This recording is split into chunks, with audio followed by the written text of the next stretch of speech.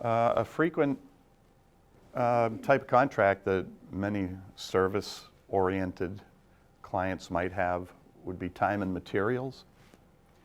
We're going to acquire supplies or services, and I think most of our clients that we've had are service providers rather than providing widgets.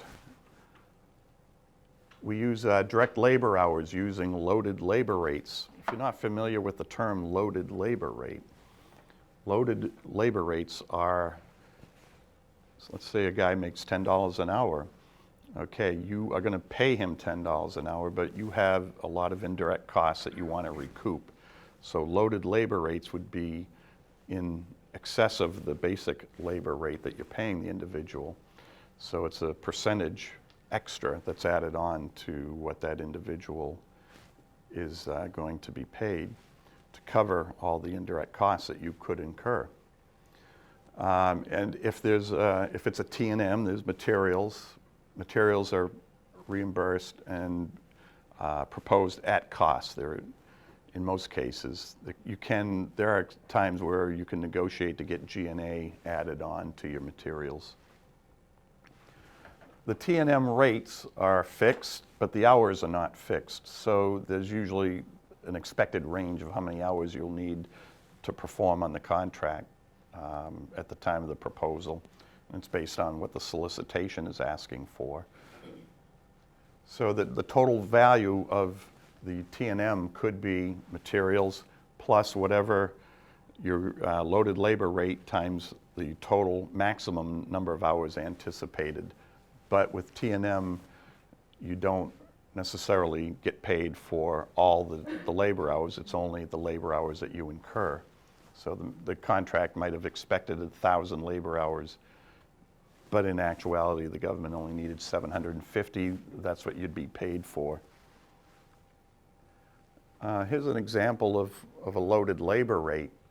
Let's say you're a sole proprietor, and you feel that as a senior scientist, your fair rate of pay based on local markets is $50 an hour.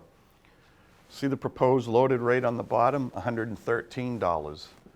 Wow, gee, I think I'm worth $50 an hour. Well, actually, you're worth $113. And how did we get to that? It's not necessarily clear, but these are additive. You start with the basic labor rate of $50 an hour, and you've calculated that your overhead costs represent 80% of every labor dollar spent. So 80% of 50 is 40, so now we're up to $90 an hour.